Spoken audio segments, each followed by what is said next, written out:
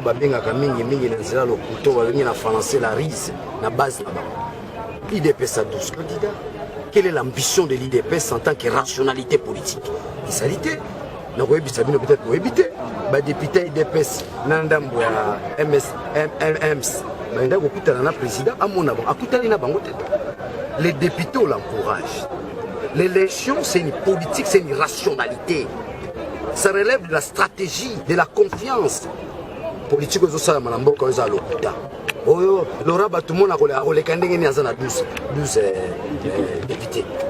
À moins qu'ils aient la corruption. Donc c'est normal, FCC a gagné.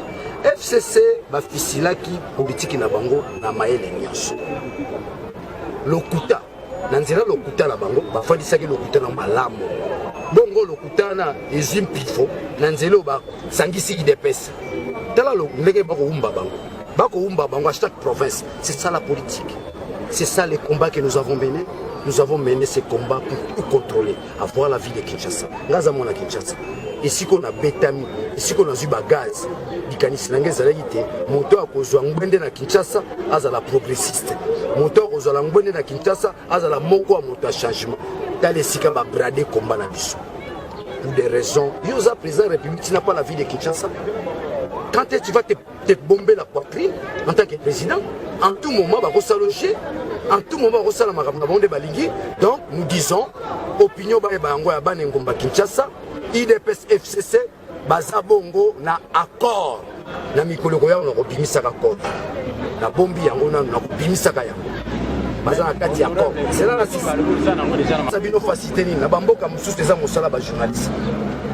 D'abord luka yango. Musa ba journaliste. Musa na ngai Fancy Bal à lobby, hein? Dans un pays où ils ont géré ba journaliste ba bola, ils ont bon danger. Botanga yango. L'intitulé livre comme ami, hein?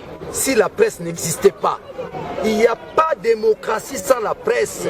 Bino bozali kolo na biso nyonso bino ba journaliste. Bako sabino te na moi dendo mokie, na moi kwanga mokie. Soki bino bo telemi Congo et telemi.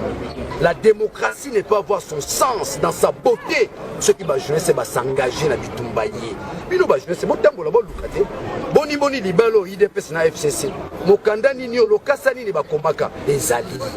Eza mawa.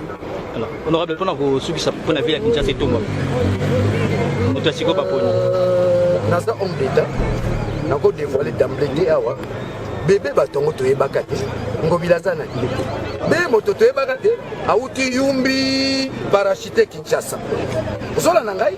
Bébé batuwa na changement au biso to zaki ne likia nango. Ezali changement ya makanisi ya sika, maele ya sika, bato ya sika. Bongo tokomi komona bato ya kala, maele ya kala, mibi pe ya kala. Honorable, pour la question, on a dit que vous avez il est Félix aussi sa dictature na mboko. Bino bomona nemina kabunda te bazo signer. Bomona yango. Boni ba komona biso lokola toza banzete, ba zololo, ba joba. Baza bato moko te. Mais na siko basangani wana FC Satellicité aza mayele. FC Satellicité artikeli bino présidence o etikali ya yele. Vous allez ba journaliste vous allez mayele. Yo mona nemina kabunda basinyaka accord yani. Ya basi na bango, ya bana na bango. Ya makambo zo tambola na mboka. Bitumba to bundaka yango lelo. FC Sazue ngumba Kinshasa. Lolenge zalaka Kimbuta na Ngobila. Simbe Nzuzi bana balongo ya mbaloyo na bundisa Kimbuta na zaki journaliste. Nous na comité député national na kanisi wa komi lelo soka ina nzela nungo na baka na makona bambie na makona. Merci. Il s'agit de la vie de Kinshasa. Merci. Ndombe